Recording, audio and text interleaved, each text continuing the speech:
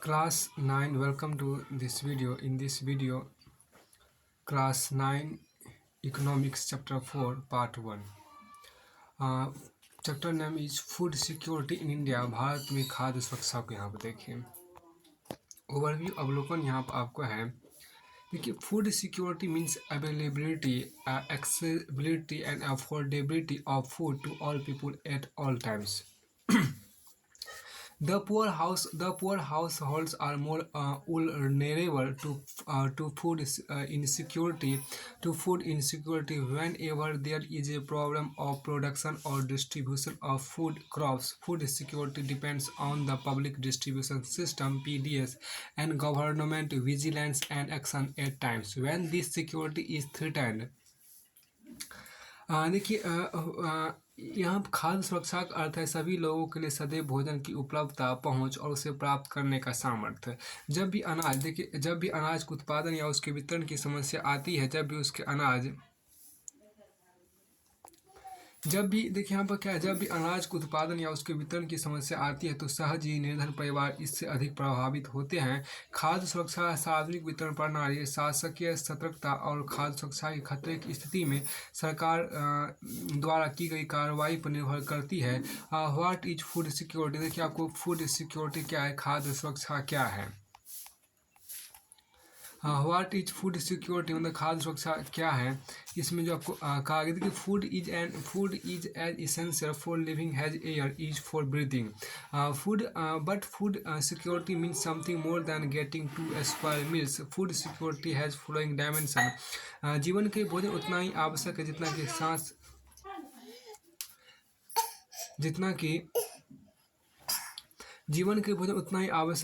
कि सांस लेने के लिए वायु. लेकिन खाद्य सुरक्षा मात्र 2 जून की रोटी पाना नहीं है, बल्कि उससे कहीं अधिक है. खाद्य सुरक्षा के निम्नलिखित आयाम है. पहला, availability of food means food production within the country, food imports and the previous year's stock stored in the government granaries. Accessibility means food is within reach of every person. See, affordability implies that an individual has enough money to buy sufficient, safe and nutritious food to meet one's dietary needs. देखिए यहाँ जो कहा गया कि खाद्य उपलब्धता का तात्पर्य, देखिए खाद्य उपलब्धता का तात्पर्य देश में खाद्य उत्पादन, खाद्य आयात और सरकारी अनाज भंडारों में संचित पिछले वर्षों के स्टॉक से है. पहुँच का अर्थ है कि खाद्य प्रति व्यक्ति को मिलता रहे, और सामर्थ्य का अर्थ है कि लोगों के पास अपनी भोजन आवश्यकताओं को पूरा करने के पर्याप्त और पौष्टिक भोजन खरीदने के लिए धन उपलब्ध हो. Does food security is ensured in a country only if first enough food is available for all the persons. Second, all persons have the capacity to buy food of acceptable quality. And third, there is no barrier on access to food. देखिए, किसी देश में खाद्य सुरक्षा तभी सुनिश्चित होती है जब पहला, सभी लोगों के लिए पर्याप्त खाद्य उपलब्ध हो. दूसरा, सभी लोगों के पास स्वीकार्य गुणवत्ता के खाद्य प्राप्त करने की क्षमता. और तीसरा, खाद्य की उपलब्धता में कोई बाधा नहीं हो. अब यहाँ एक खाद्य की वाई फूड सिक्योरिटी, खाद्य सुरक्षा क्यों आपको आवश्यक है, इसमें कहा गया. देखिए, the poorest section of the society might be food insecure most of the times, while person above the poverty line might also be food insecure when the country faces a national disaster calamity like earthquake, drought, flood, tsunami, widespread failure of crops causing famine, etc. How is food security affected during a calamity? Due to a natural calamity, say drought, total production of food grains decreases. It creates a shortage of food in the affected area. Due to shortage of food, the prices goes up. At the high price, some people cannot afford to buy food. If such a calamity happens in a very widespread area or is stretched over a longer time period, it may cause a situation of starvation. A massive starvation might take a turn of famine. देखिए आपको यहाँ पर जो खाद्य सुरक्षा क्यों, समाज का अधिक गरीब वर्ग तो हर समय खाद्य असुरक्षा से ग्रस्त हो सकता है, परंतु जब देश भूकंप, सूखा, बाढ़, सुनामी, फसलों के खराब होने से पैदा हुए अकाल आदि राष्ट्रीय आपदाओं से गुजर रहा हो तो समाज का अधिक गरीब वर्ग तो हर समय खाद्य असुरक्षा से ग्रस्त हो सकता है, परंतु जब देश भूकंप, सूखा, बाढ़, सुनामी, फसलों खराब होने से पैदा हुए अकाल आदि राष्ट्रीय आपदाओं से गुजर रहा हो तो निरंतर रेखा से ऊपर के लोग भी खाद्य असुरक्षा से ग्रस्त हो सकते हैं। पहला यहाँ देखिए किसी आपदा के समय खाद्य सुरक्षा कैसे प्रभावित होती है। देखिए how is food security affected during the climate, यही वह किसी आपदा के समय खाद्य सुरक्षा कैसे प्रभावित होती है।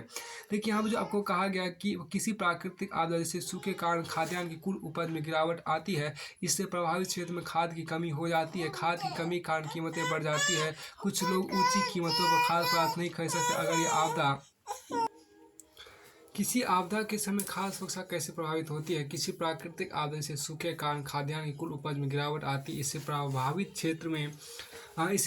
क्षेत्र में खाद की कमी हो जाती है, खाद की कमी कारण कीमतें बढ़ जाती है, कुछ लोग ऊंची कीमतों पर खाद्य पदार्थ नहीं खरीद सकते। अगर यह आपदा अधिक विस्तृत क्षेत्र में आती है या अधिक लंबे समय तक बनी रहती है तो भूखमरी की स्थिति पैदा हो सकती है, व्यापक भूखमरी से अकाल की स्थिति बन सकती है। अब यहाँ पे एक खास जो चीज़ें कही उसको देखिए, a famine is a characterize by widespread death due to starvation and epidemics caused by force use of contaminated water or decaying food and loss of body resistance due to weakening from starvation। देखिए आप एक जो खास चीज यहाँ पर है कि अकाल के दौरान बड़े पैमाने पर मौतें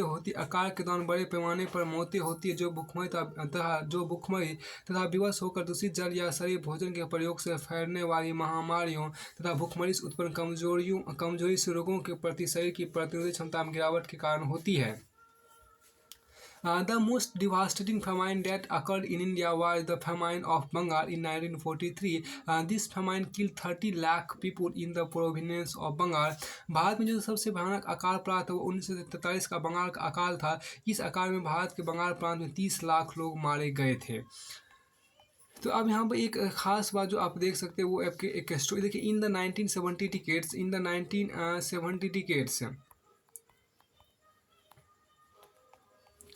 देखिए in the 1970 decade, food security was understood as the availability at all times of adequate supply of basic foodstuffs.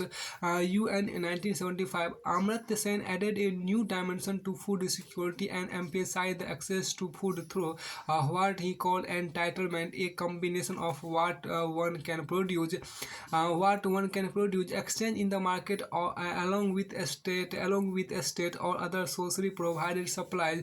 Accordingly, there has been a substantial shift in the understanding of food security. The 1995 World Food Summit declared food security at the individual, household, regional, national, and global levels exists when all people and at all times have physical and economic access to sufficient, safe, and nutritious food to meet their dietary needs and food preference for an active and healthy life. FAO 1996.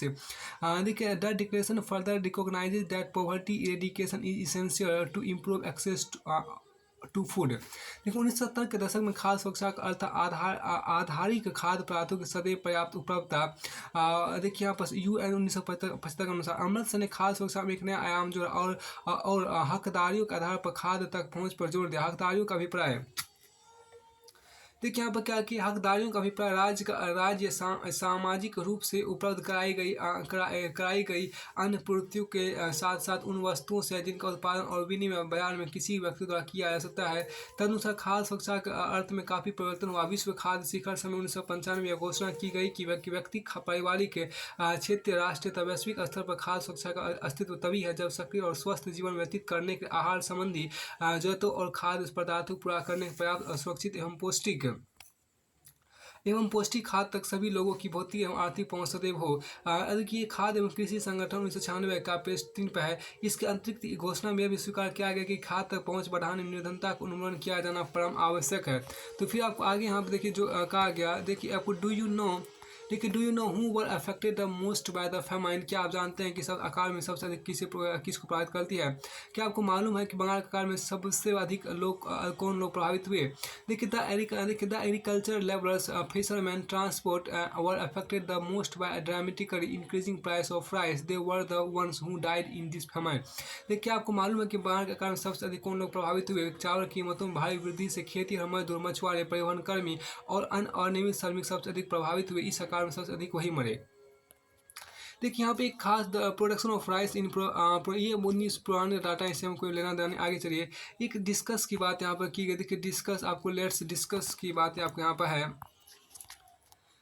तो ये आप जो है देखिए, starvation victims arriving at A relief centre 1945 का यहाँ पर आपको इमेज है। ये राहत केंद्र में मुख्यमंत्री से पीड़ित लोग 1950 का इमेज है। फिर आपको आगे देखिए क्या, during the Bengal famine of 1943 a famine lives in its village in Chittorgarh district in Bengal. 1947 के बंगाल में अकाल के दौरान पूर्वी बंगाल के चटगांव देखिए यहाँ पर क्या, चित्तौड़ ने चटगांव था, चटगांव जिले में गाँव छोड़कर जाता हुआ एक परिवार की इमेज यहाँ पर दिया गया है। और उसके बाद आपको आगे यहाँ पर आप देख सकते हैं, ये आपको सजेस्टेड एक्टिविटी आपको यहाँ पर दिया गया है। एक देखिए डिस्कस, देखिए some people said Bengal famine happened because there was a shortage of rice. Study the table and find out whether you agree with the statement. देखिए, कुछ लोगों का कहना है कि बंगाल का आकार चावल की कमी कारण हुआ था। सारणी चापने का अध्ययन करें और बताएं क्या आप इससे कथन सहमत है। देखिए यहाँ पर क्या, which year shows A drastic decline in food ability. किस वर्ष में खाद्य उपलब्धता में भारी कमी हुई। अब आगे हम देखिए, आपको जो कहा गया सजेस्टेड एक्टिविटी की बात आपको यहाँ पर की गई है। सुझाए गए कार्य की बात आपको यहाँ पर कहा गया है। देखिए, सुझाए गए कार्य आपको सजेस्टेड एक्टिविटी में जो कहा गया। देखिए, विच व्हाट डू, पहला आपके यहाँ पर कहा गया, देखिए क्या कि what do you see in picture 4.1। चित्र 4.1 में आप क्या देखते हैं। देखिए, फिर बी कहते हैं विच एज ग्रुप। देखिए, which age group is seen in the first picture. Which age group is seen in the first picture. पहले चित्र में कौन सा आयु वर्ग दिख रहा है। तीसरा के क्या, can you say that the family shown in the picture 4.2 is a poor family हुआ है। क्या आप कह सकते हैं कि चित्र 4.2 में दिखाया गया परिवार गरीब है, क्यों? ये हम देखिए क्या कि एक खास बात डी, can you imagine the source of livelihood of people shown in two picture before the occurrence of famine in the context of a village. देखिए आप क्या आप आकार पढ़ने से पहले दोनों चित्रों में दिखाए गए लोगों की जीविका के स्रोत का अनुमान लगा सकते हैं गाँव के संदर्भ में। And find out what type of help is given to the victims of a natural calamity a relief camp. इनमें ज्ञात में किसी राहत शिविर में प्राकृतिक आपदा पीड़ितों को किस तरह की मदद दी जाती है। Have you ever helped such victims in the form of money, food, cloth, medicine etc. Project व gather more information about famines in India. क्या आपने इस तरह के पीड़ितों कभी धन, खाद्य, कपड़ों, दवा आदि के रूप में मदद सहायता की है। अब देखिए क्या परियोजना कार्य में भारत में आकार संबंधी और एकत्र कीजिए। फिर आपको आगे देखिए, nothing like Bengal famine has happened in India again. देखिए, it is however disturbing to note that even today famine like condition exist in many parts of the country, leading to starvation, death at times. Natural calamities and pandemics may also lead to food shortage. For example, COVID-19 pandemic had an adverse impact upon the food security. Restriction on movement of people and goods and service impacted economic activity. Therefore, food security is needed in a country to ensure food at all times, including calamities and pandemics.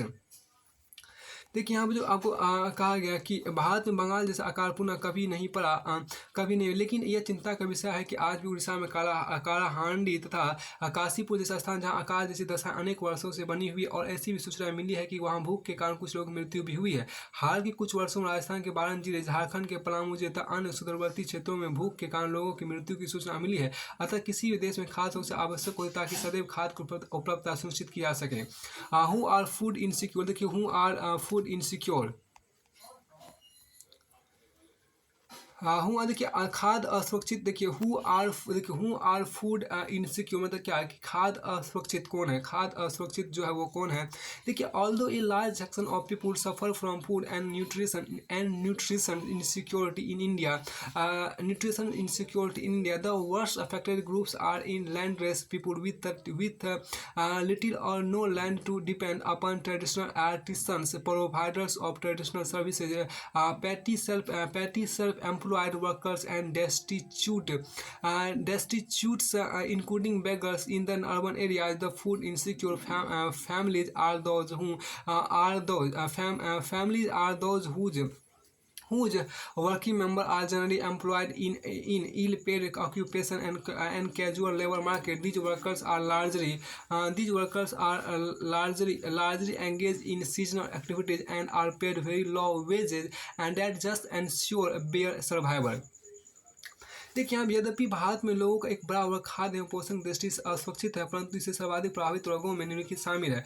भूमिहीन जो थोड़ी बहुत अथवा नगण्य भूमि पर निर्भर है, पारंपरिक दस्तकार, पारंपरिक सेवाएं प्रदान करने वाले लोग, अपना छोटा मोटा काम करने वाले काम और निराश्रित अथवा भिखारी। शहरी क्षेत्रों में खाद्य की दृष्टि से असुरक्षित वे परिवार है जिनके कामकाजी सदस्य प्राय कम वेतन वाले व्यवसायियों और अनियमित श्रम बाजार में काम करते हैं। ये कामगार अधिकतर मौसमी कार्यों में लगे हैं और उनको इतनी कम मजदूरी दी जाती है कि वे मात्र जीवित रह सकते हैं। देखिए रामू की कहानी है, स्टोरी ऑफ रामू। अब देखिए Ramu works has a casual labourer in agriculture in Raipur village. His eldest son Somu, who is 10 years old, also works as a pali to look after the cattle of the sarpanch of the village, Satpal Singh. देखिए Somu is employed for the whole year by the sarpanch and is paid a sum of 1,000 for this work. Ramu has 3 more sons and 2 daughters, but they are too young to work on the field. His wife Sunhari is also part-time working as house cleaner for the livestock, removing and managing cow dung.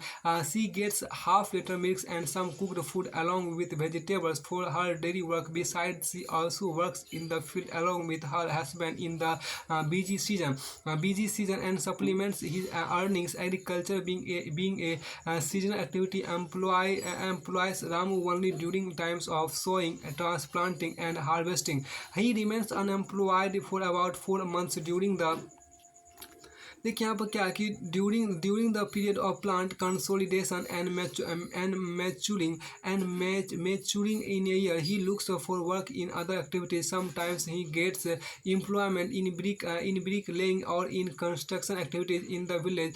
By all his efforts, Ramu is able to earn enough either in cash or kind for him to buy essential for 2 square meals for his family. For his family, however, during the days when he unable to get some work, he and his family really face difficulties, and sometimes his small kids have to sleep without food. Milk and vegetables are not a regular part of meals in the family. Ramu is food insecure during 4 months when he remains unemployed because of the seasonal nature of agriculture work.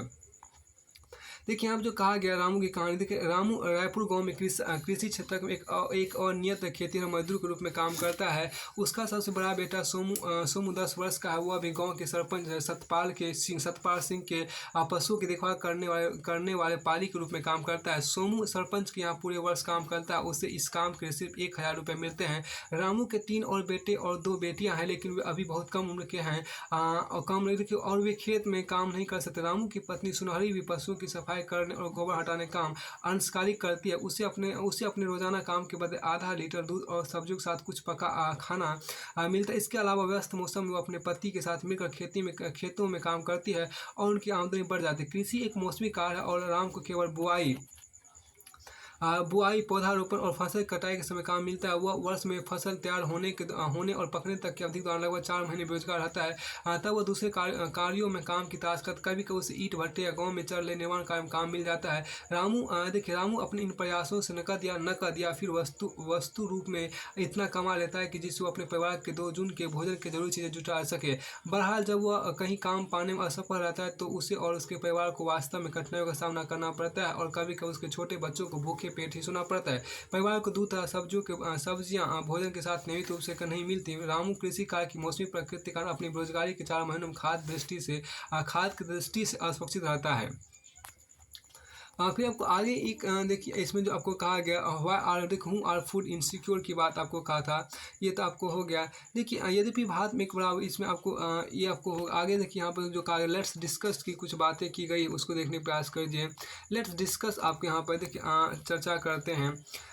हाँ देखिए क्या कि Y is agriculture, देखिए यहाँ पे जो आपको कहा गया है, देखिए why is agriculture a seasonal activity, why is agriculture a seasonal activity, कृषि एक मौसमी क्रिया क्यों है। फिर आपको देखिए why is Ramu unemployed for about 4 months in a year, देखिए रामू वर्ष के लगभग 4 महीने बेरोजगार क्यों रहता है। फिर देखिए what does Ramu do when he is unemployed, देखिए एक what does Ramu do when he is unemployed, जब रामू बेरोजगार होता है तो वह क्या करता है। देखिए who are supplementing income in Ramu's family, देखिए रामू परिवार में पूरक आय कौन प्रदान करता है। फिर आपको why does Ramu face difficulty when he is unable to have work, देखिए क्यों कोई भी काम पाने में असमर्थ होने पर रामू को कठिनाइयाँ क्यों होती है। देखिए when is Ramu food insecure, Ramu खाद्य की दृष्टि से कब असुरक्षित होता है। अब देखिए आप स्टोरी ऑफ अहमद की बात करिए, अहमद की कहानी विश्वास से सुन लीजिए। देखिए Ahmad is rickshaw puller in Bangalore, he has shifted from जमुरी झुमरी, देखिए झुमरी आपके यहाँ पर कहा गया है झुमरी तरैया अलॉन्ग विथ। तो फिर आप यहाँ पे एक खास बात देखिए, during some days he gets enough earning for him to save some amount after buying all his day to day necessities on. On other days, he barely earns enough to buy his daily necessities. However, fortunately, Ahmad has a yellow card. Ahmad, एक minute रुकिए सासू कीजिए। Ahmad is a rickshaw puller in Bangalore. He has shifted from Jumri Taraya along with his 3 brothers, 2 sisters, and all the parents. He stays in a jhuggi. The survivor. The survival of all members of his family depends on his daily earnings from pulling rickshaw. However, he does not have a secure employment, and his earnings fluctuate every day. During some days, he gets enough earning for him to save some money, save some amount after buying all his day-to-day necessities. On other days, he barely earns enough to buy his daily necessities. However, fortunately, Ahmad has a yellow card. Ahmad has a yellow card, which is PDS card for below poverty line. With this card, Ahmad gets sufficient quantity of wheat, rice, sugar, and kerosene oil for his daily use. He gets these essentials at half of the market price. He purchases his monthly stock during a particular day when the ration shop is open for below poverty people. देखिए in this way Ahmad is able to eke out his survival with less than sufficient earning for his big family where he is the only earning member. अब देखिए अहमद बंगलोर में rickshaw चलाता है, वो अपने 3 भाइयों 2 बहनों, 3 भाइयों देखिए यहाँ पर क्या कि 3 भाइयों, देखिए 3 भाइयों, वो अपने 3 भाइयों 2 बहनों और बूढ़े माँ बाप के साथ झुमरी तराई से आया है। वह एक झुग्गी में रहता है। उसके परिवार के समस्त सदस्यों को पालन पोषण रिक्शा चलाने से होने वाली उसकी प्रतिदिन की आय पर निर्भर है। बहरहाल उसका रोजगार सुरक्षित नहीं और उसकी आय प्रतिदिन घटती बढ़ती रहती है। कभी कभी वो इतना कमा लेता है कि समस्त दैनिक आवश्यकताओं से खरीदने पश्चात अपनी आय में से कुछ बचा लेता है। अन्य दिनों में वह मुश्किल से इतना ही कमा पाता है जिससे वह दैनिक आवश्यकताएं की वस्तु खरीद सके। सौभाग्य अहमद को एक पीला कार्ड प्राप्त है जो निरंतर रेखा से नीचे के लोगों का PDS कार्ड है। इस कार्ड से अहमद अपनी दैनिक जरूरतों के उपभोग के पर्याप्त मात्रा में गेहूँ, चावल, चीनी और मिट्टी का तेल प्राप्त कर लेता है। वह इन चीज़ों को बाजार की कीमत से आधी कीमत पर प्राप्त कर लेता है। वह अपना मासिक भंडार उस विशेष दिन खरीदता है जिस दिन दुकान निरंतर रेखा के नीचे के लोगों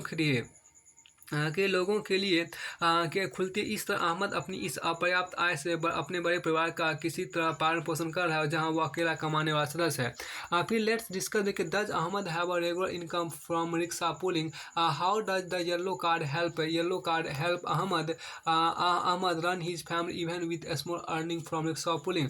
अब एक खास बात देखिए क्या कि एक यहाँ पे एक्टिविटी में जो कहा गया, क्या रिक्शा चलाने से अहमद को नियमित आय होती है। रिक्शा चलाने से होने वाली थोड़ी सी आय के बावजूद पीला कार्ड अहमद को अपना परिवार चलाने में कैसे मदद करती है। रामू खाद की दृष्टि से कब अशोषित होता है। अब यहाँ देखिए द सोशल कंपोजिशन, देखिए यहाँ पे था social composition along with the inability to buy food also plays a role in food insecurity. The SCs, STs and the some section of the OBCs lower caste among them. Lower caste among them who have either poor land base or very low land productivity are prone to food insecurity. The people affected by natural disaster who have to migrate to other areas in search of work are also among the most food insecure people. A high incidence of malnutrition prevails among women. This is a matter of serious concern as it puts even the unborn baby at the risk of malnutrition. A large proportion of pregnant and nursing mothers and children under the age of 5 years constitute an important segment of the food insecure population. देखिए यहाँ पर जो आपको कहा गया कि देखिए खाद्य पदार्थ खरीदने में असमर्थता के साथ सामाजिक संरचना भी सामाजिक संरचना भी देखिए यहाँ पर संरचना भी खाद्य की दृष्टि से असुरक्षा में भूमिका निभाती है। अनुसूचित जाति, अनुसूचित जनजाति और अन्य पिछड़ी जातियों कुछ वर्गों इनमें से निचली जातियों का या तो भूमि का आधार कमजोर होता है या फिर उनकी भूमि की उत्पादकता बहुत कम होती है। वे खाद्य की दृष्टि से शीघ्र असुरक्षित हो जाते हैं। वे लोग भी खाद्य की दृष्टि से सर्वाधिक असुरक्षित होते हैं जो प्राकृतिक आपदाओं से प्रभावित होते हैं और जिन्हें काम की तलाश में दूसरी जगह जाना पड़ता है। कुपोषण में सबसे अधिक महिलाएं प्रभावित होती है। यह गंभीर चिंता का विषय है क्योंकि इससे अजन्मे बच्चों को भी कुपोषण का खतरा रहता है। खाद्य असुरक्षा से ग्रस्त आबादी का बड़ा भाग गर्भवती तथा दूध पिला रही महिलाओं तथा 5 वर्ष से कम उम्र के बच्चों का है। देश के कुछ क्षेत्रों से आर्थिक रूप से पिछड़ा जहाँ गरीबी अधिक है, आदिवासी और शत्रु क्षेत्र प्राकृतिक आपदाओं से बार बार प्रभावित होने वाले क्षेत्र आदि में खाद्य की दृष्टि से असुरक्षित लोगों की संख्या आनुपातिक रूप से बहुत अधिक है। वास्तव में उत्तर प्रदेश पूर्वी और दक्षिणी पूर्वी हिस्से बिहार, झारखंड, उड़ीसा, पश्चिम बंगाल, छत्तीसगढ़, मध्य प्रदेश और महाराष्ट्र के कुछ भागों में खाद्य की दृष्टि से असुरक्षित लोगों की सर्वाधिक संख्या है। According to the National Health and Family Survey (NHFS), 1998 to 1999, the number of such women and children is approximately 11 crore. राष्ट्रीय स्वास्थ्य एवं पारिवारिक सर्वेक्षण NHFS 1998 के अनुसार भारत में ऐसी महिलाओं और बच्चों की संख्या 11 करोड़ के लगभग है। तो फिर आपको आगे देखिए तो food insecure people are disproportionately large in some regions of the country. देखिए such as economically backward states with high incidence of poverty, travel and remote areas. Regions more prone to natural disaster. It is in fact the states of Uttar Pradesh, eastern and southern parts, Bihar, Jharkhand, Orissa, West Bengal, Chhattisgarh, parts of Madhya Pradesh and Maharashtra accounts for largest number of food insecure people in the country. देखिए अब hunger is another aspect indicating food insecurity. Hunger is not just an expression of poverty. It brings about poverty. The attainment of food security therefore involves eliminating current hunger and reducing the risk of future hunger. Hunger has a chronic and seasonal dimension. Chronic hunger is a consequence of diets persistently inadequate in terms of quantity and quality. Poor people suffer from chronic hunger because of their very low income and in turn inability to buy food even for survival. Seasonal hunger is related to cycles of food growing and harvesting. This is prevalent in rural areas because of the seasonal nature of agriculture activities, and in urban areas because of casual laborers. For example, there is less work for casual construction laborers during the rainy season. This type of hunger exists when a person is unable to get work for the entire year. देखिए यहाँ पर क्या कि भुखमरी खाद्य की दृष्टि से भुखमरी यहाँ पर जो आपको कहा कि भुखमरी खाद्य की दृष्टि से भुखमरी खाद्य की दृष्टि से असुरक्षा को इंगित करने वाला एक दूसरा पहलू है। भुखमरी गरीबी की एक अभिव्यक्ति मात्र नहीं है, यह गरीबी लाती है। इस तरह खाद्य की दृष्टि से सुरक्षित होने से वर्तमान में भुखमरी समाप्त हो जाती है और भविष्य में भुखमरी का खतरा कम हो जाता है। भुखमरी के दीर्घकालिक और मौसमी आयाम होते हैं। दीर्घकालिक भुखमरी मात्रा एवं गुणवत्ता के आधार पर अपर्याप्त आहार ग्रहण करने के कारण होती है। गरीब लोग अपनी अत्यंत निम्न आय और जीवित रहने के लिए खाद्य पदार्थ खरीदने में अक्षमता के कारण दीर्घकालिक भुखमरी। देखिए यहाँ पर दीर्घकालिक भुखमरी से ग्रस्त होते हैं। मौसमी भुखमरी फसल उपजाने और काटने के चक्र से संबंध है। यह ग्रामीण फसल उपजाने और काटने के चक्र से संबंध यह ग्रामीण क्षेत्रों कृषि क्रियाओं की मौसमी प्रकृति का अंतर नगरीय क्षेत्रों में अनियमित श्रम के कारण होती है। जैसे बरसात के मौसम और नियत निर्माण श्रमिक को कम काम रहता है। इस तरह की भुखमरी तब होती है जब कोई व्यक्ति पूरे वर्ष काम पाने में अक्षम रहता है। अब देखिए यहाँ पर जो example image percentage house hold with hunger India, ये इतना इंपॉर्टेंट नहीं है, आगे चलिए। यानी कि भुखमरी के ग्रस्त परिवार की इंगित यहाँ पर दिया गया स्रोत में आपको मतलब ये फिगर जो आपको 4.2 है इसको। अब एक देखिए क्या कि and the percentage of seasonal as well as chronic hunger has declined in India has shown in the above table। ये उतना महत्वपूर्ण। आगे देखिए, अब देखिए आप क्या India is aiming at self sufficient in food grain since independence. स्वतंत्रता के बाद खाद्यान्नों में आत्मनिर्भर होना भारत का लक्ष्य रहा है। स्वतंत्रता के बाद खाद्यान्नों में अब आत्मनिर्भर होना भारत का लक्ष्य रहा है। इसमें जो खास बात है आपको कहीं उसको देखिए। देखिए the percentage of seasonal has well has chronic hunger has declined in India। and देखिए India is aiming at self sufficiency मतलब आत्मनिर्भरता। देखिए सेल्फ सुफिशियंसी मतलब क्या होता है? आत्मनिर्भरता। India is aiming at self sufficiency in food since independence. स्वतंत्रता के बाद खाद्यान्नों में आत्मनिर्भर होना भारत का लक्ष्य रहा है। देखिए यहाँ पे जो कहा गया India is aiming at self sufficiency in food grains since independence. After independence Indian policy makers adopted all measures to achieve self sufficiency in food grains. India adopted a new strategy in agriculture which resulted in green revolution especially in the production of wheat and rice।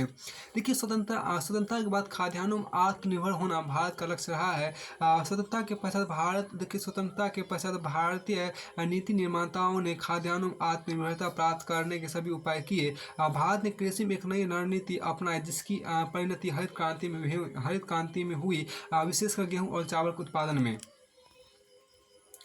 देखिए यहाँ पर जो कहा गया तत्कालीन प्रधानमंत्री इंदिरा गांधी जो है 1968 में गेहूं क्रांति शीर्षक से एक विशेष डाक टिकट जारी कर कृषि के क्षेत्र में हरित क्रांति की प्रभाव से प्रगति को आधिकारिक रूप से दर्ज किया। गेहूं की सफलता व चावल के क्षेत्र में सफलता की पुनरावृत्ति अनाज की उपज में वृद्धि समानुपातिक नहीं थी।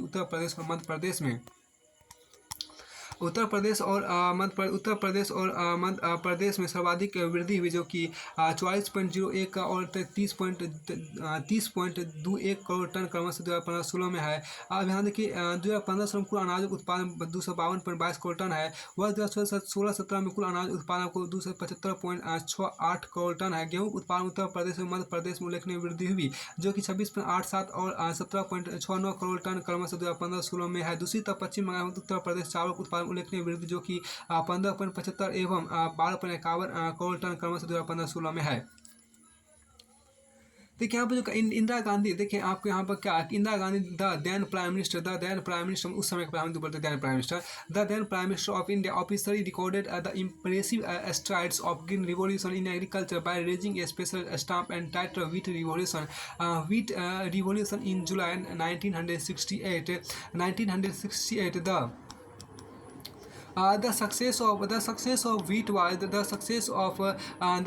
of wheat was later replicated in rice. The increase in food grains was, however, disproportionate. The highest rate of growth was achieved in Uttar Pradesh and Madhya Pradesh, which was 44.01 and 30.21 million tons in 2015-16. The total food grain production was 252.22 million tons in 2016 2015-16, and it has changed to 275.68 million tons in 2016-17. Uttar Pradesh and Madhya Pradesh recorded a significant production in field of wheat, which was 26.87 and 17.69 million tons in 2015-16, respectively. West Bengal and UP, on the other hand, recorded significant production of rice, 15.75 and 12.51 million tons in 2015-16, respectively. अब देखिए suggested activity में आपको सुझाई क्रिया में आपके यहाँ देखिए क्या, visit some farms in nearby village and collect the details of food crops cultivated by the farmers. निकट के किसी गांव में कुछ खेतों पर जाइए और किसानों द्वारा उपजाई खास फसलों का ब्यौरा एकत्र कीजिए। देखिए फूड सिक्योरिटी इंडिया की बात की गई है। देखिए यहाँ पर क्या, फूड सिक्योरिटी भारत में खाद्य सुरक्षा देखिए यहाँ पर, since the advent of the green revolution in the early 1970 decades, the country has avoided famine even during adverse weather condition। देखिए यहाँ पर 70 के दशक के प्रारंभ में हरित क्रांति आने के बाद से मौसम की विपरीत दशाओं के दौरान भी देश में आकार नहीं पड़ा है। देखिए यहाँ पर India has become self sufficient in food grains during the last 30 years because of a variety of crops grown all over the country. The availability of food grains even in adverse weather conditions or otherwise aid the country aid the country and level aid the country level has further been ensured with a carefully designated food security system by the government. This system has two components: A, buffer stock, and B, public distribution system। अब देखिए देश में उपजाई जाने वाली, देखिए भारत में खाद्य सुरक्षा की बात करते हैं। 70 के दशक के प्रारंभ हरित क्रांति के आने के बाद से मौसम की विपरीत दशाओं के दौरान विदेश में आकार नहीं पड़ा है। देश भर में उपजाई जाने वाली विविध फसलों के कारण भारत पिछले 30 वर्षों दौरान खाद्यान्न के मामले में आत्मनिर्भर बन गया है। देखिए सरकार द्वारा सावधानीपूर्वक तैयार की गई खाद्य सुरक्षा अवस्था का देश में खराब मौसम स्थितियों के बावजूद अथवा किसी अन्य कारण से अनाज की उपलब्धता और भी सुनिश्चित हो गई है। इस व्यवस्था के दो घटक पर आपको बफर स्टॉक और दूसरा आपको सार्वजनिक वितरण प्रणाली है। इसके बाद आपको आगे यहाँ पर आपको कहा गया, देखिए आगे यहाँ पर आपको कहा देखिए बफर स्टॉक क्या है। तो बफर स्टॉक भारतीय खाद्य निगम बफर स्टॉक जो आपको यहाँ पर कहा गया, भारतीय खाद्य निगम, आपको देखिए बफर स्टॉक क्या है। देखिए बफर स्टॉक भारतीय खाद्य निगम FCI के माध्यम से सरकार द्वारा अधिप्राप्त अनाज, गेहूँ और चावल का भंडार है। भारतीय खाद्य निगम अधिशेष उत्पादन वाले राज्यों में किसानों से गेहूँ और चावल खरीदता है। किसानों को उनकी फसल के लिए पहले से घोषित कीमतें दी जाती है। इस मूल्य को न्यूनतम समर्थित कीमत कहा जाता है। इन फसलों के उत्पादन को प्रोत्साहन देने के उद्देश्य से बुआई के मौसम से पहले सरकार न्यूनतम समर्थित कीमत की घोषणा करते खरीदे हुए अनाज खाद्य भंडारों में रखे जाते हैं। क्या आप जानते हैं क्या आप जानते हैं कि सरकार बफर स्टॉक क्यों बनाती है? ऐसा कमी वाले क्षेत्रों में और समाज के गरीब वर्गों में बाजार कीमत से कम कीमत पर अनाज के वितरण के लिए किया जाता है। इस कीमत को निगम कीमत भी कहते हैं। यह खराब मौसम में या फिर आपदा काल में अनाज की कमी की समस्या के हल करने में मदद भी करती है। अब यहाँ देखिए क्या कि इसमें आपको कहा गया कि देखिए उससे पर एक एक्टिविटी की बात कर लीजिए, जो यहाँ पर एक्टिविटी आपको है उसमें देखिए क्या कि हमारे देश में किस वर्ष में आप देखिए in which year did our country cross the 200 million ton per year mark in food grain production। हमारे देश में किस वर्ष अनाज उत्पादन में 200 करोड़ टन प्रति वर्ष अधिक हुआ है। चाहे अपने फिगर का अध्ययन करें। In which decade did India experience the highest decadal increase in food grain production। Bharat में किस दशक में अनाज उत्पादन में सर्वाधिक दशक की वृद्धि हुई है। Production increase consistent in India since 2000 and 2001। क्या 2000 और 2001 में भारत में उत्पादन की वृद्धि अस्थायी है। अब एक खास बात जो यहाँ पर कहा गया कि बफर स्टॉक, देखिए आपको बफर स्टॉक क्या है, व्हाट इज बफर स्टॉक। देखिए यहाँ पर क्या है, देखिए buffer stock is the stock of food grains namely wheat and rice procured by the government through the Food Corporation of India FCI, and FCI purchases wheat and rice from the farmers in a state where there is surplus production. The farmers are paid free paid a pre-announced price for their crops. This price is called minimum support price MSP. The MSP is declared by the government every year before the sowing season to provide incentives to farmers for raising the production of these crops. The purchased food grains are stored in granaries. Do you know why this buffer stock is created by the government? This This is done to distribute food grains in the deficit areas and among the poorer strata of the society at a price lower than the market price, also known as issue price. This also helps resolve the problem of shortage of food during adverse weather condition or during the periods of calamity. देखिए buffer stock की बात आपके यहाँ पर की गई है। Buffer stock क्या है? बफर स्टॉक भारतीय खाद्य निगम एफसीआई के माध्यम सरकार द्वारा अधिप्राप्त अनाज, गेहूं और चावल का भंडार है। भारतीय खाद्य निगम अधिशेष उत्पादन वाले राज्यों में किसानों से गेहूं और चावल खरीदता है। किसानों को उनकी फसल के लिए पहले से घोषित कीमतें दी जाती है। इस मूल्य को न्यूनतम समर्थित मूल्य कीमत कहा जाता है। इन फसलों के उत्पादन को प्रोत्साहन देने के उद्देश्य से बुआई के मौसम से पहले सरकार न्यूनतम समर्थित कीमत की घोषणा करती है। खरीदे हुए अनाज खाद्य भंडार में रखे जाते हैं। क्या आप जानते हैं कि सरकार बफर स्टॉक क्यों बनाती है? ऐसा कमी वाले क्षेत्रों में और समाज के गरीब वर्गों में बाजार कीमत से कम कीमत अनाज के वितरण के लिए किया जाता है। इस कीमत को निर्गत कीमत भी कहते हैं। यह खराब मौसम में या फिर आपदा काल में अनाज की कमी की समस्या हल करने में भी मदद करता है। अब एक खास बात जो कहा गया कि what is the public distribution system, सार्वजनिक वितरण प्रणाली क्या है? देखिए सार्वजनिक वितरण प्रणाली आपको क्या इसमें जो कहा गया सार्वजनिक वितरण प्रणाली आपको क्या है? देखिए the food prosecute by the FCI is distributed through government regulated ration shops among the poorer section of the society. This is called the public distribution system. PDS ration shops are now present in most localities, villages, towns, and cities. There are about 5.5 lakh ration shops all over the country. Ration shops, also known as fair price shops. Fair price shops keep a stock of food, grains, sugar, and kerosene for cooking. These items are sold to people at a price lower than the market price. Any family with a ration card can buy a stipulated amount of these items. Example for 35 kg of grains, 5 liters of kerosene, 5 kgs of sugar. It is every month from the nearby ration shop. अब ये देखिए सार्वजनिक वितरण प्रणाली क्या है? भारतीय खाद्य निगम द्वारा अधिप्राप्त अनाज को सरकार विनियमित राशन दुकानों के माध्यम से समाज के गरीब वर्गों में वितरित करती है। इसे सार्वजनिक वितरण प्रणाली पीडीएस कहते हैं। अब अधिकांश क्षेत्रों, गांव और कस्बों और शहरों में राशन की दुकानें हैं। देश भर में लगभग 5.5 लाख राशन की दुकानें हैं। राशन की दुकानों में जिन्हें उचित दर वाली दुकानें कहा जाता है, चीनी, खाद्यान्न और खाना पकाने के लिए मिट्टी के तेल का भंडार होता है। ये सब बाजार कीमत से कम कीमत पर लोगों को बेचा जाता है। राशन कार्ड रखने वाले कोई भी परिवार प्रति माह इनकी एक अनुबंधित मात्रा जैसे 35 किलोग्राम अनाज, 5 लीटर मिट्टी का तेल और 5 किलोग्राम चीनी आदि निकटवर्ती राशन दुकान से खरीद सकता है। अब यहाँ पे एक कहा गया, देखिए क्या कि एक राशन कार्ड, देखिए यहाँ पर क्या, there are 3 kinds of ration card. First is देखिए Antyodaya cards for the poorest of the poor, BPL cards for those below poverty line and APL cards for all others. देखिए क्या राशन कार्ड 3 प्रकार के होते हैं। निर्धन लोगों के लिए अंत्योदय कार्ड होते हैं, निर्धनता रेखा से नीचे के लोगों के लिए बीपीएल कार्ड होता है और अन्य लोगों के लिए एपीएल कार्ड होता है। अब देखिए सजेस्टेड एक्टिविटी की बात की गई है, मतलब सुझाई क्रिया। देखिए यहाँ पर क्या सुझाई क्रिया आपको क्या है? तो visit your areas ration shop and get the following details. ये अपने इलाके की राशन की दुकान पर जाइए और वहाँ से निम्नलिखित ब्यौरा प्राप्त करें। देखिए when does the ration shop open, ration दुकान कब खुलती है? What are the items sold at the ration shop, ration दुकान पर कौन कौन सी चीज़ें बेची जाती है। तीसरा देखिए compare the prices of rice and sugar from the ration shop with the prices at any other grocery shop for families below poverty line. देखिए तीसरा राशन दुकान चावल और चीनी, राशन की दुकान के चावल और चीनी निर्धनता की रेखा से नीचे वाले परिवारों के लिए कीमत की तुलना किसी अन्य किराने की दुकान की कीमतों से करें। अब देखिए फाइंड आउट में यहाँ पर कहा गया क्या, देखिए क्या find, do you have a ration card, what has your family recently bought with this card from the ration shop.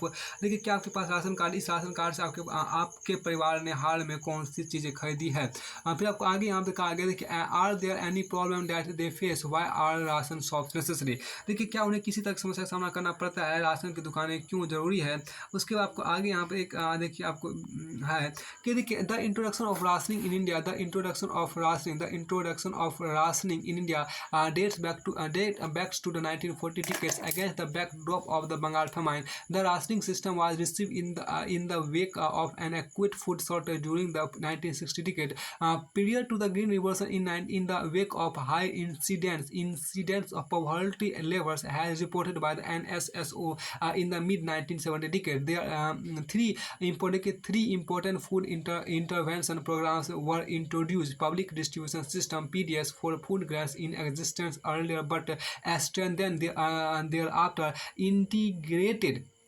Integrated Child Development Service (ICDS) introduced in 1975 on an experimental basis, and Food for Work (FFW) introduced in 1970 to 1978. Over the years, several new programs have been launched, and some have been restructured with the growing experience of administrating the programs. At present, there are several poverty alleviation programs (PAPS) mostly in rural areas which have an explicit food component also, while some of the programs such as PDS midday meals midday meals are exactly midday meals are exclusive food security programs. Most of the PAPS also enhance food security employment programs greatly contribute to food security by increasing the income of the poor. अभी खास बात जो यहाँ पर कहा है कि भारत में राशन व्यवस्था की शुरुआत बंगाल के अकाल की पृष्ठभूमि में 1940 के दशक में हुई। हरित क्रांति से पूर्व भारी खाद्य संकट के कारण हरित क्रांति से पूर्व देखिए भारत में राशन व्यवस्था की शुरुआत बंगाल के अकाल की पृष्ठभूमि में 1940 के दशक में हुई। हरित क्रांति से पूर्व भारी खाद्य संकट कारण 60 के दशक के दौरान राशन प्रणाली पुनर्जीवित की गई। गरीबी के उच्च स्तरों को ध्यान में रखते हुए 70 के दशक के मध्य NSSO की रिपोर्ट के अनुसार खाद्य संबंधी 3 महत्वपूर्ण अंतक्षेप कार्यक्रम प्रारंभ किए गए। सार्वजनिक वितरण प्रणाली जो पहले से ही थी लेकिन उसे और मजबूत किया गया। एकीकृत बाल विकास सेवाएं ICDS जो प्रायोगिक आधार पर 1975 में शुरू की गई थी, और काम करते अनाज FFW 1978 में प्रारंभ। इन वर्षों में कई नए कार्यक्रम शुरू किए और कार्यक्रम को चलाने के बढ़ते अनुभवों के आधार पर अन्य कार्यक्रमों का पुनर्गठन किया गया। वर्तमान में अनेक गरीबी उन्मूलन कार्यक्रम PAP चल रहे हैं जो अधिकतर ग्रामीण क्षेत्रों में है। इनमें स्पष्ट रूप से खाद्य घटक भी शामिल है। इनमें स्पष्ट रूप से घटक खाद भी है जहाँ सार्वजनिक वितरण प्रणाली दोपहर का भोजन आदि विशेष रूप से खाद्य की दृष्टि से स्वच्छता कार्यक्रम है। अधिकतर PAP खाद्य सुरक्षा बढ़ाते हैं। रोजगार कार्यक्रम गरीबी की आय में बढ़ोतरी कर खाद्य सुरक्षा में बड़ा योगदान करते हैं। अब एक खास बात देखिए सजेस्टेड एक्टिविटी की बात आपको यहाँ पर की गई, सुझाए गए क्रियाकलाप की बात आपको यहाँ पर की गई, उसको थोड़ा सा देखने का प्रयास करते हैं। Gather detailed information about some of the programs initiated by the government which have food component। देखिए सरकार की ओर से शुरू किए गए खाद्य आधारित कार्यक्रमों की विशेष जानकारी एकत्र करें। संकेत देखिए यहाँ पर ग्रामीण वेतन रोजगार कार्यक्रम, रोजगार गारंटी योजना और संपूर्ण ग्रामीण रोजगार योजना, दोपहर का भोजन, एकीकृत बाल विकास सेवा आदि। अब यहाँ देखिए क्या hints rural wage employment programme, employment guarantee scheme, संपूर्ण ग्रामीण रोजगार योजना, मिड डे मील योजना, integrated child development service ETC। Discuss with your teacher. अब आगे यहाँ पर जो कहा गया देखिए the national food security act 2013। अब देखिए आपको यहाँ पर जो कहा गया कि द नेशनल फूड, इसमें देखिए जो कहा गया कि देखिए the national food security the act provide for food and nutritional security life at affordable price and enables people to live a life with dignity। Under this act 75% of the rural population and 50% of the urban population have been categorized as eligible household for food security। अब एक खास बात जो यहाँ पर देखिए क्या देखिए भारतीय खाद्य सुरक्षा अधिनियम 2013। देखिए यहाँ जो कहा गया भारतीय खाद्य सुरक्षा अधिनियम 2013 के तहत खाद्य एवं पोषण संबंधी सुरक्षा सस्ती कीमतों पर उपलब्ध कराए जा सके ताकि मानव गरिमामय जीवन निर्वाह कर सके। इस अधिनियम के तहत 75% ग्रामीण जनसंख्या एवं 50% शहरी जनसंख्या के योग परिवार में वर्गीकृत किया गया है। अब देखिए यहाँ जो कहा गया कि सार्वजनिक देखिए यहाँ पर क्या food current status of public the distribution system, public distribution system. अब यहाँ देखिए सार्वजनिक वितरण प्रणाली की वर्तमान स्थिति की नजर डालते हैं। Public distribution system PDS is the most important step taken by the government of India GOI towards ensuring food security. In the beginning देखिए आप in the beginning the coverage of PDS was universal with no discrimination between the poor and the non poor. Over the years the policy related to PDS has revised to make it more efficient and targeted in 1992. Revamped public distribution system or RPDS was introduced in 1700 blocks in the country. The target was to provide the benefit of PDS to remote and backward areas from June 1997 in a renewed attempt. Targeted public distribution system TPDS was introduced to adopt the principle of targeting the poor in all areas. It was for the first time that a differential price policy was adopted for poor and non-poor. Further, in 2002, special schemes were launched via Antyodaya Anna Yojana (AAY) and Annapurna scheme (APS) with special target groups. Groups of poorest of the poor and indigent senior citizens. Respectively, the functioning of these two schemes was linked with the existing network of the PDS. देखिए यहाँ जो कहा गया कि सार्वजनिक वितरण प्रणाली की बात आपको देखिए, सार्वजनिक वितरण प्रणाली खाद्य सुरक्षा पीडीएस खाद्य सुरक्षा सुनिश्चित करने की दिशा में भारत सरकार खाद्य सुरक्षा देखिए आपको भारत सरकार सर्वाधिक महत्वपूर्ण कदम है। प्रारंभ यह प्रणाली सबके लिए थी और निर्धनों और गैर निर्धनों के बीच कोई भेद नहीं किया जाता। निर्धनों और गैर निर्धनों के बीच कोई भेद नहीं किया जाता। बाद के वर्षों में आपको सार्वजनिक वितरण प्रणाली को अधिक दक्ष और अधिक लक्षित बनाने के लिए संशोधित किया गया। वर्ष 1992 देखिए 1992 में देश के 1700 ब्लॉकों में संशोधित सार्वजनिक वितरण प्रणाली RPDS शुरू की गई। इसका लक्ष्य दूर दराज और पिछड़े क्षेत्रों में सार्वजनिक वितरण प्रणाली से लाभ पहुंचाना था। जून 1997 से सभी क्षेत्रों में गरीबी को लक्षित करने के सिद्धांत को अपनाने के लिए लक्षित सार्वजनिक वितरण प्रणाली TPDS प्रारंभ की गई। कि यह पहला मौका था जब निर्धनों और गैर निर्धनों के विभेदक कीमत नीति अपनाई गई। इसके अलावा 2000 ईस्वी में दो विशेष योजना अंत्योदय अन्न योजना और अन्नपूर्णा योजना प्रारंभ की गई। ये योजना क्रमशः को गरीबों में भी सर्वाधिक गरीब और दिन वरिष्ठ नागरिक समूह सुरक्षित है। इन दोनों योजनाओं का संचालन सार्वजनिक वितरण प्रणाली के वर्तमान नेटवर्क से जोड़ दिया गया है। सार्वजनिक वितरण प्रणाली कुछ महत्वपूर्ण विशेषताएं का सार दिया गया है। अब यहाँ पे जो खास देखिए आपको है एक देखिए इन वर्षों के दौरान सार्वजनिक वितरण प्रणाली आपको सार्वजनिक वितरण प्रणाली मूल्यों को स्थिर बनाने और सामर्थ्य अनुसार कीमतों को उपभोक्ताओं को खाद्यान्न उपलब्ध कराने की सरकार की नीति में सर्वाधिक प्रभावी साधन सिद्ध हुई है। देखिए यहाँ पर क्या है कि इन सामर्थ्य अनुसार कीमतों को उपभोक्ताओं को खाद्यान्न उपलब्ध कराने की सरकार की नीति में सर्वाधिक प्रभावी साधन सिद्ध हुई। इसने देश के अनाज के अधिशेष अब यहाँ देखिए अधिशेष जो यहाँ पर आपको कहा गया कि अधिशेष क्षेत्रों इससे देश के अनाज के अधिशेष क्षेत्रों से कमी वाले क्षेत्रों में खाद्य पूर्ति के माध्यम से आकार और भुखमरी की व्यापकता को रोकने में एक महत्वपूर्ण भूमिका निभाई है। इसके अतिरिक्त आमतौर पर निर्धन परिवारों के पक्ष में कीमतों का संशोधन होता रहा है। न्यूनतम समर्थित कीमत और अधिप्राप्ति ने खाद्यान्न उत्पादन की वृद्धि में योगदान दिया है तथा कुछ क्षेत्रों में किसानों को आय सुरक्षा प्रदान की है। अब देखिए द PDS हैज प्रूव्ड, यहाँ जो कहा गया द PDS हैज प्रूव्ड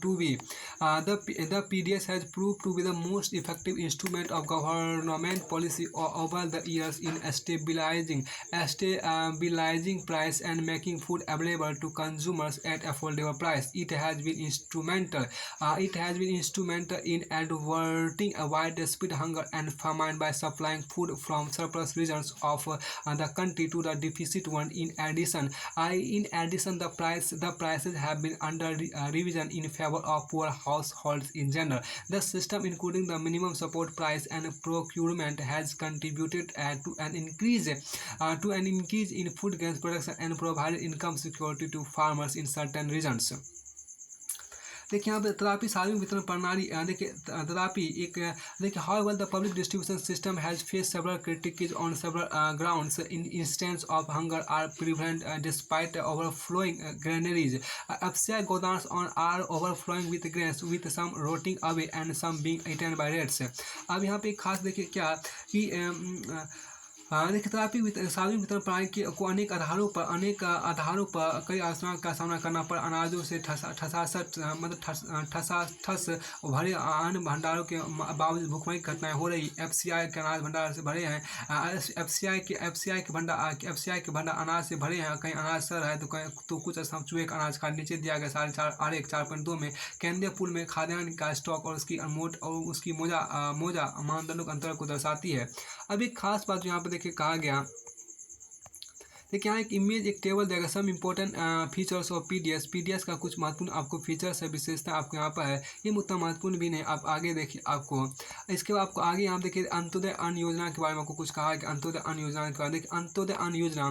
देखिए यहाँ पर जो कहा गया, देखिए AAY वाज लॉन्च AAY, देखिए यहाँ पर क्या AAY was launch in December 2000 under this scheme 1 crore of the poorest among the BPL families covered under the targeted public distribution system were identified. Poor families were identified by respective state rural development department through a Bureau Poverty Line (BPL) survey.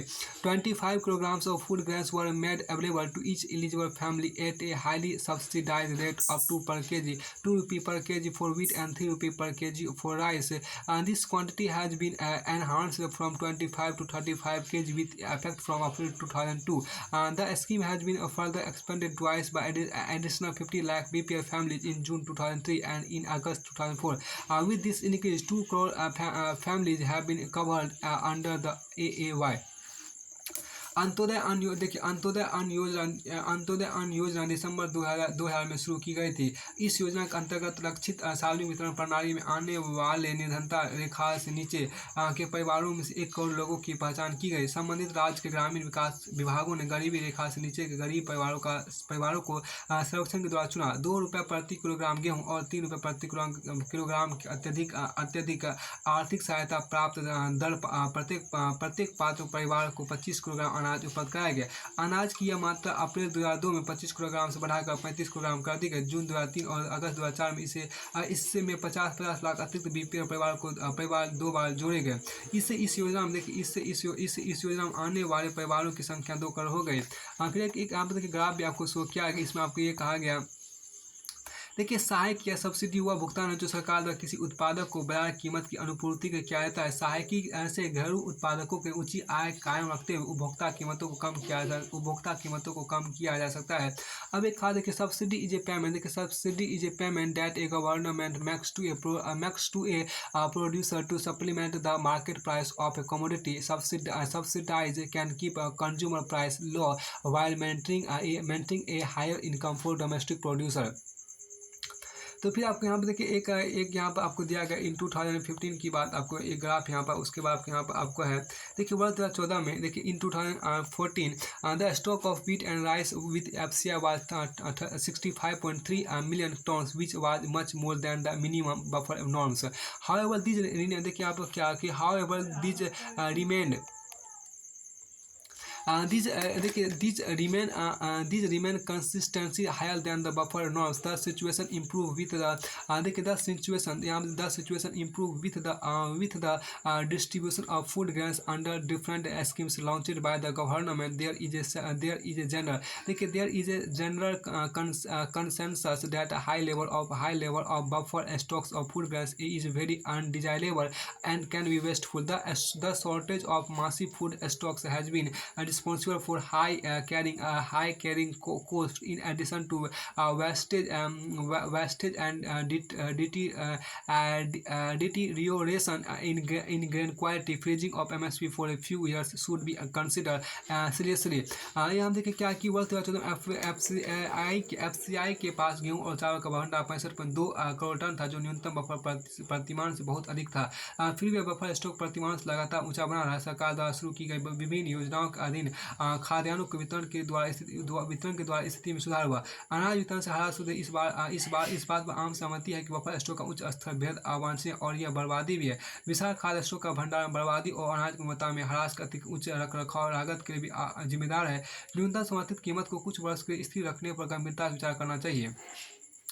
देखिए आप बता increase food grains procurement at enhance MSP is a result of the pressure exerted by leading food grains producing states such as Punjab, Haryana, Andhra Pradesh. Moreover, has the procurement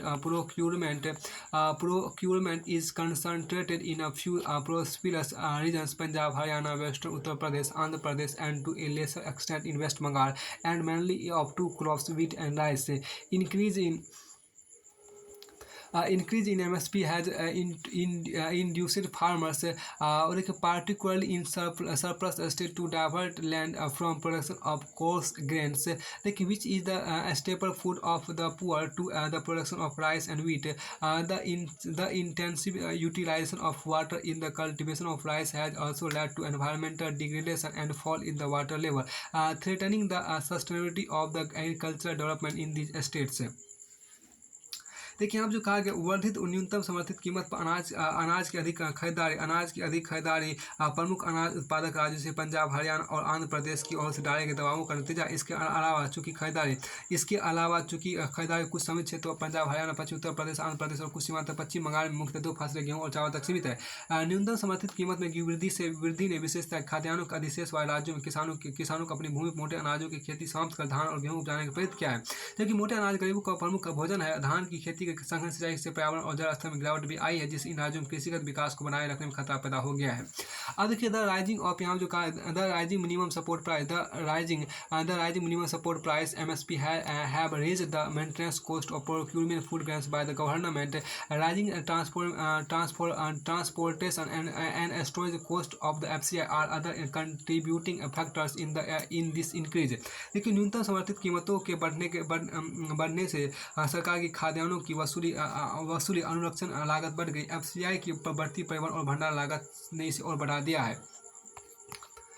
फिर देखिए has पर the NSS report number 558 in rural India the पर person per month consumption of rice has decline from 6.38 kg in 2004-5 to 5.98 kg in 2011-12. In urban India, the per person per month consumption of rice too has declined from 4.71 kg in 2004 to 4.49 kg in 2011-12. Per capita consumption of PDS rice has doubled in rural India and increased by 66% in urban India since 2004-5. The per capita consumption of PDS wheat has doubled since 2004-5 in both rural and urban India. देखिए NSSO ने आपको report number 558 की report के अनुसार ग्रामीण भारत में प्रति व्यक्ति चावल खपत 6.38 किलोग्राम वर्ष 2004-5 से घटकर 5.98 किलोग्राम प्रति वर्ष 2011-12 में हो गया। फिर आपको आगे यहाँ पे आपको है क्या कि नगरीय भारत में प्रति व्यक्ति प्रति माह चावल की खपत 4.71 किलोग्राम से घटकर 4.49 किलोग्राम 2011-12 में हो गया। प्रति व्यक्ति PDS चावल की कीमत खपत 2004-5 में 2011-12 तक ग्रामीण भारत में दुगुनी हुई और नगरीय भारत में 66% से बढ़ी है। PDS गेहूं की प्रति माह प्रति व्यक्ति खपत 2004-5 में ग्रामीण नगरीय भारत में दोगुना हो गई है। देखिए PDS डीलर अधिक लाभ कमाने के अनाज को खुले बाजार में बेचना, राशन दुकानों में घटिया अनाज बेचना, दुकान कभी कभार खोलना जैसे अपचार करते हैं। राशन दुकानों में घटिया किस्म के अनाज का प्रावधान आम बात है जो बिक नहीं पाता। एक बड़ी समस्या साबित हो रही है कि जब राशन दुकानें इन अनाजों को बेच नहीं पाती तो FCI के गोदामों में अनाज का विशाल स्टॉक जमा हो जाता है। हाल के वर्षों में एक और कारण सार्वजनिक वितरण प्रणाली में गिरावट आई है। पहले प्रत्येक परिवार के पास निर्धन या गैर निर्धन राशन कार्ड था जिसमें चावल, गेहूं, चीनी आदि वस्तुओं का निश्चित कोटा होता था। ये प्रत्येक परिवार को एक समान निम्न कीमत पर बेचे जाते थे। आज आप जो 3 प्रकार का कार्ड और कीमतों की संख्या देखते हो पहले यह नहीं थी। बड़ी संख्या में परिवार राशन की दुकानों से अनाज खरीद सकते थे, यहाँ उनका कोटा निश्चित थी। इनमें देखिए इसमें क्या फिर देखिए क्या कि हाँ उनका कोटा निश्चित था। इनमें निम्न आय वर्ग के परिवार शामिल थे जिनकी आय निरंतर रेखा से नीचे के परिवार की आय से थोड़ी ही अधिक थी। अब तीन भिन्न कीमतों वाले TPDS की व्यवस्था में निरंतर रेखा से ऊपर किसी परिवार को राशन दुकान में बहुत कम छूट मिलती है। APL परिवारों की कीमत उतनी ऊँची है जितनी खुले बाजार में। इसी राशन की दुकान से इन चीज़ों की खरीदारी के उनको बहुत कम प्रोत्साहन प्राप्त है। अब एक खास बात जो यहाँ पर कहा गया देखिए देखिए यहाँ पर पीडीएस देखिए पीडीएस डिक्लेयर आर समटाइम एक आपको यहाँ पर जो कहा गया PDS dealers are sometimes found restoring to malpractice like diverting the देखिए यहाँ पर क्या like diverting the grains to open market to get better margin देखिए selling poor quality grains at ration shops, irregular opening of the shops, etc. It is common to find that ration shops regularly have unsold stock of poor quality grains left. देखिए this has proved to be a big problem when ration shops are unable to sell a massive stock of food grains piles up with the FCI. In recent years, there is another factor that has led to the decline of PDS. Earlier, every family, poor and unpoor, had a ration card with a fixed quota of items such as rice, wheat, sugar, etc. These were sold at the same low price to every family. The three types of cards and the range of price that you see today did not exist. A large number of families could buy food grains from the ration shops subject to a fixed quota. These included low-income families whose incomes were marginally higher than the below poverty line families. No, with the TPDS of three different price, any family above the poverty line gets very little discount at the ration shop. The price for a pair family is almost as high as open market price, so there is little incentive for them to buy these items from the ration shop.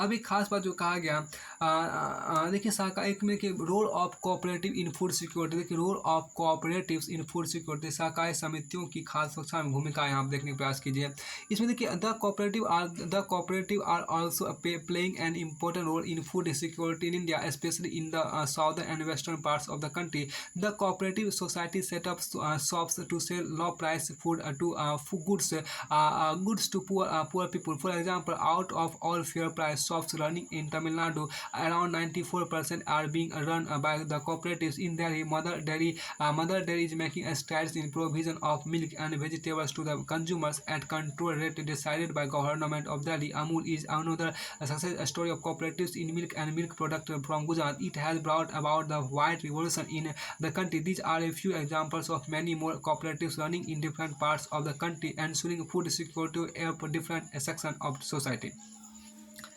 देखिए हम जो कहा गया सहकारी समितियों की खाद्य सुरक्षा में भूमिका सहकारी समितियों की खाद्य सुरक्षा में भूमिका देखिए भारत विशेषकर देश के दक्षिणी और पश्चिमी भागों में सहकारी समितियां भी खाद्य सुरक्षा में एक महत्वपूर्ण भूमिका निभा रही है सहकारी समितियां निर्धन लोगों को खाद्यान्न की बिक्री के कम कीमत वाली दुकानें खोलती है उदाहरण तमिलनाडु जितनी राशन दुकानें हैं उनमें से करीब 94% सहकारी समितियों के माध्यम से चलाई जा रही है दिल्ली में मदर डेयरी उपभोक्ताओं को दिल्ली सरकार द्वारा निर्धारित नियंत्रित दरों पर दूध और सब्जियां उपलब्ध कराने से तेजी से कराने उत्पादक है दिल्ली में आपको दिल्ली सरकार द्वारा आपको निर्धारित नियंत्रित दरों पर दूध और सब्जियां उपलब्ध कराने में तेजी से प्रगति कर रही है तो गुजरात में दूध उत्पादों अमूल एक और सफल सहकारी समिति उदाहरण है इसने देश में श्वेत क्रांति ला दी है देश के विभिन्न भागों में कार्यरत सहकारी समितियों के और अनेक उदाहरण हैं जिन्होंने समाज के विभिन्न वर्गों के खास सुरक्षा सुनिश्चित कराई है इसी तरह महाराष्ट्र में academy of development science ADS ने विभिन्न क्षेत्रों में अनाज बैंकों की स्थापना के गैर सरकारी संगठनों के नेटवर्क में सहायता की है एडीएस और गैर सरकारी संगठन के खास सुरक्षा विषय प्रशिक्षण और क्षमता निर्माण कार्यक्रम संचालित करती है अनाज बैंक अब धीरे धीरे महाराष्ट्र के विभिन्न भागों में खोले जा रहे हैं अनाज बैंकों की स्थापना गैर सरकारी संगठनों के माध्यम से उन्हें फैलाने और खाद्य सुरक्षा व सरकार की नीतियों को प्रभावित करने में एडीएस की कोशिश से रंग रही है एडीएस अनाज बैंक कार्यक्रम को एक सफल और नए प्रकार खाद्य सुरक्षा कार्यक्रम के रूप में स्वीकृति मिली है अब एक खास बात जो यहाँ पर कहा गया देखिए एक यहाँ सिमिलरली देखिए यहाँ पर क्या कि similarly in Maharashtra academy of development science ADS has facilitated a network of NGOs for